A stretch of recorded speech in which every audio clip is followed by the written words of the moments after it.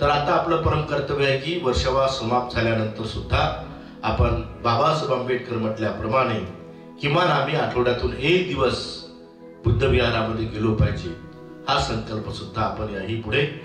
स्वागत आहे आपल्या सर्वांचं. हे बुद्धा टीचिंग चॅनल आहे. यावर बुद्ध आणि त्यांच्या संपूर्ण शिकवणीवर आणि शिक्षेवरती धम्मचर्चा होते.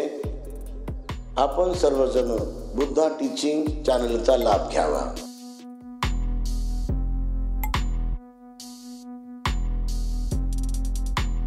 धम्मो तिलोक शरणो परमो रसानं धम्मो महद्धरतनो रतने सुलोकी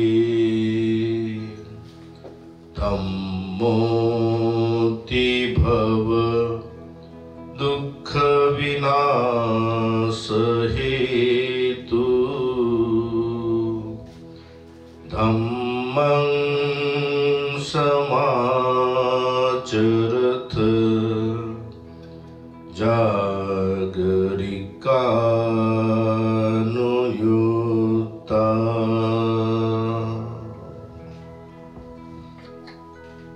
संपूर्ण जगाला सुखशांती मानवतेचा संदेश दिला असे विश्व शांतीदूत महाकारुणिक तथागत भगवान बुद्ध, बोधिसत्व भारतरत्न डॉक्टर बाबासाहेब आंबेडकर आजच्या या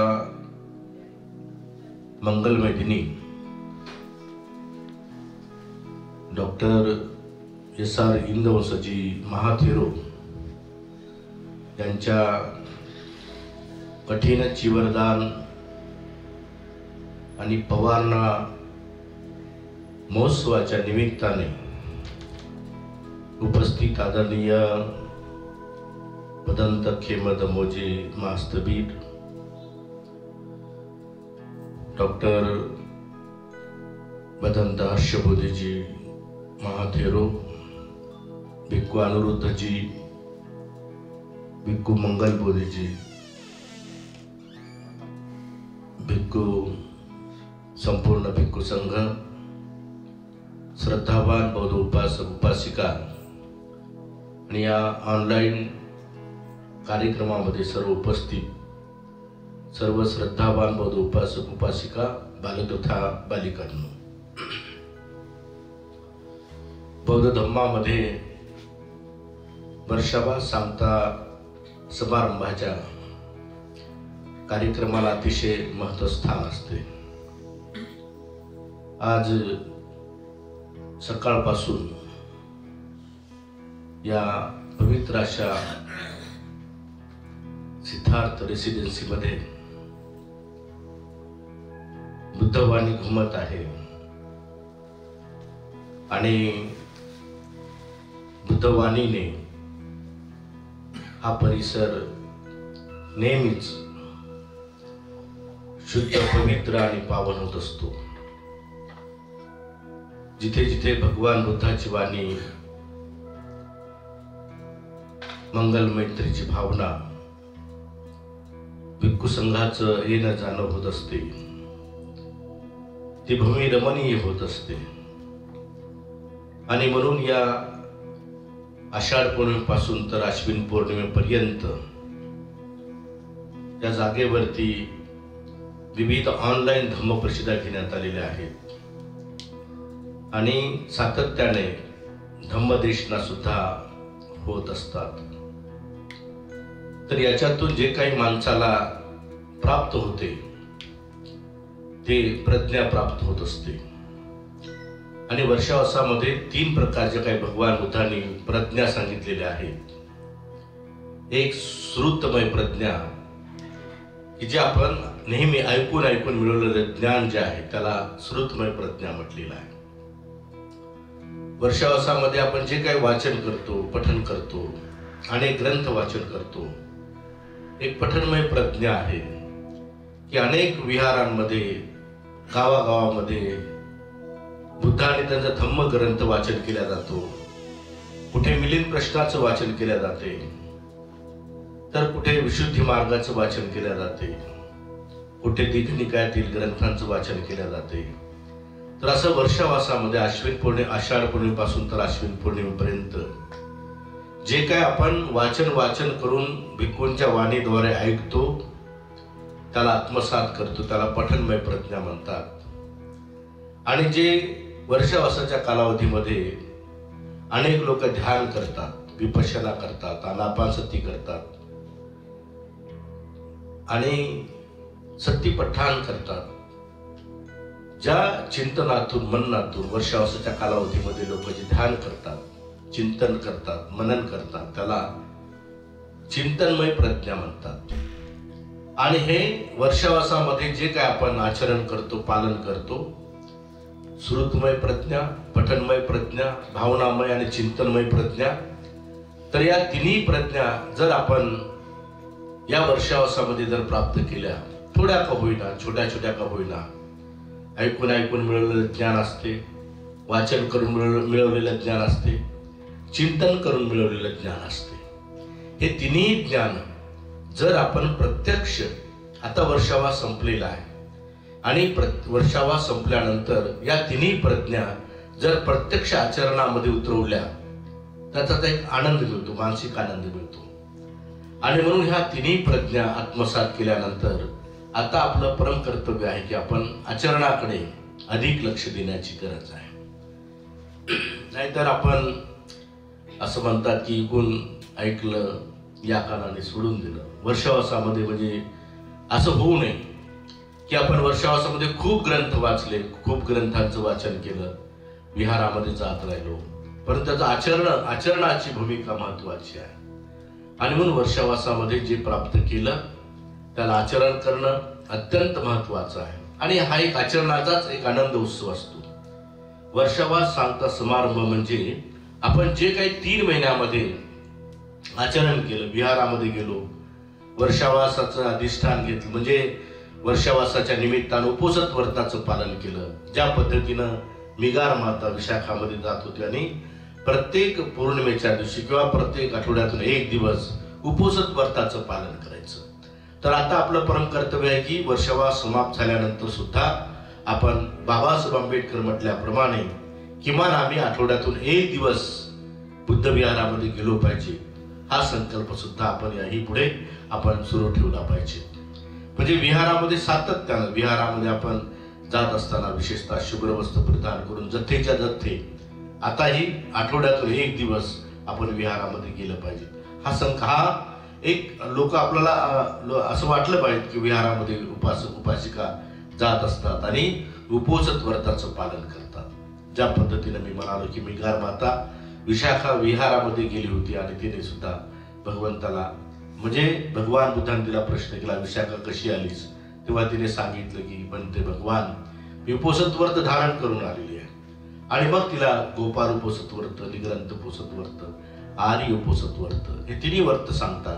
परंतु आर्य उपोषित व्रत कसं श्रेष्ठ आहे, कसं फलदायक आहे, हे भगवान बुद्धांनी तिला सांगितलेलं आहे. आणि म्हणून आपण विहारामध्ये याही पुढे चालत गेलं पाहिजे, उपोषित व्रताचंही पालन केलं पाहिजे. आणि त्यासोबत आपण वारंवार विहारामध्ये जाऊन मंगल, मैत्री, ध्यान, आनापानसतीची भावना सुद्धा, सराव सुद्धा आपण सातत्याने केलं पाहिजे. ज्या पद्धतीनं आज इथे चिवरदान झालेलं आहे, चिवरदान होत आहे, तर चिवरदानाच्या निमित्तानं आपण महाप्रजापती गौतमीनं हा एक सुंदर असा शिकवण संघाला सांघिक रूपामध्ये, म्हणजे भगवान बुद्धांनी केवळ स्वतःला चिवर न घेता, जे महाप्रजापती गौतमीनं 3 महिन्याच्या कालावधीमध्ये एक दुशाल तयार केली होती, स्वतः कातली, स्वतः विणली, स्वतः तयार केली आणि तयार करून जेव्हा भगवान बुद्धापुढे घेऊन गेली, तर तेव्हा भगवान बुद्धाला म्हणाले, भगवान मी स्वतः कातलेली आहे, स्वतः विणलेली आहे, स्वतः तयार केली आहे, आपल्यासाठी मी कातलेली आहे, आपण त्याचा स्वीकार करावा. दुसऱ्यांदाही बुद्ध भगवान म्हणतात की नाही माते, तू हे संघाला दान दे. तिसऱ्यांदाही अशा प्रकारे म्हटलं जातं, तेव्हा तिसऱ्यांदाही भगवान बुद्ध म्हणतात की नाही माते, तुझे संघाला दान दे. आणि मग तिथे संघाला दान दिलं जातं. आज सकाळपासून हिंदू महास्तवीरांनी या ठिकाणी चिवरदानाचे कार्यक्रम आपण घेतलेले आहे.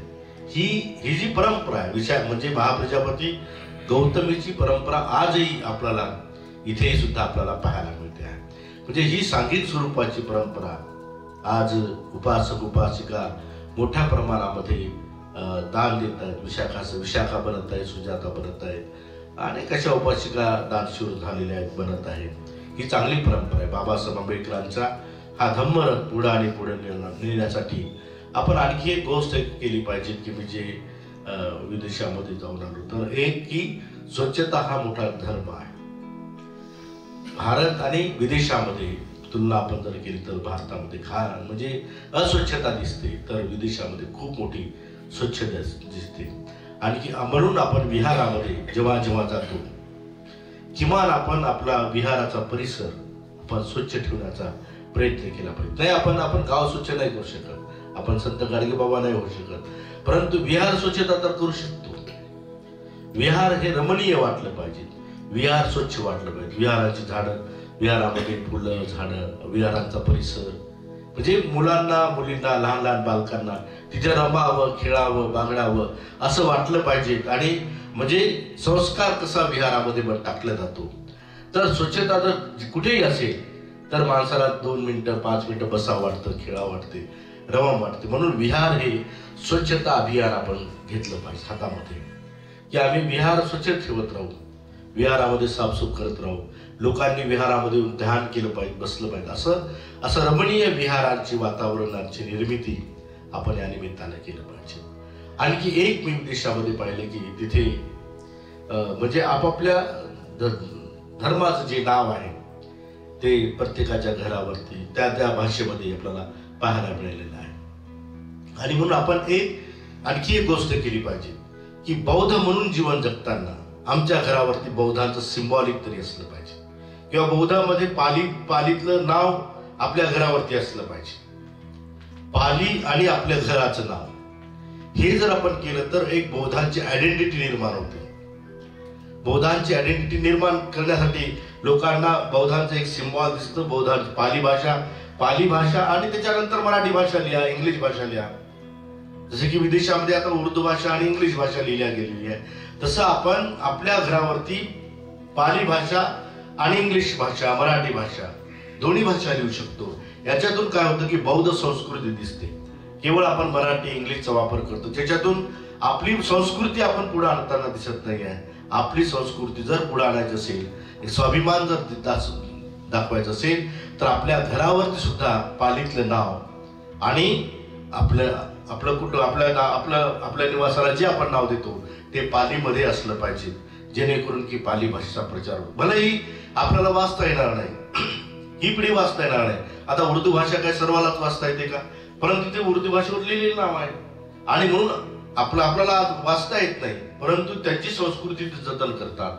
तसं आपणही आपल्या घरावरती पाली भाषेतून आपलं नाव आणि किंवा आपण जे काही बौद्ध धर्माचं नाव देतो, नालंदा, तक्षशिला, विक्रमशिला, जे काही आपण नाव देतो तर ते नाव पालीमध्ये असलं पाहिजे, जेणेकरून की पाली भाषेचा प्रचार झाला पाहिजे. तरच खऱ्या अर्थाने बाबासाहेब आंबेडकरांची संस्कृती, नवं कल्चर समाजामध्ये दिसून येईल. आणि म्हणून आजच्या या मंगलमय दिनी मी एवढीच मंगल कामना सद्भावना या ठिकाणी व्यक्त करतो की गेल्या आषाढ पौर्णिमेपासून तर अश्विन पौर्णिमेपर्यंत या जागेवरती विविध अशा ऑनलाईन धम्मप्रचार घेतलेले आहेत आणि आपल्या चॅनलच्या माध्यमातून, यूट्यूबच्या माध्यमातून जे प्रवचन दिले त्या प्रवचनातून जो काही प्रचार आणि प्रसार या ठिकाणाहून भारतभर महाराष्ट्रामध्ये झालेला आहे.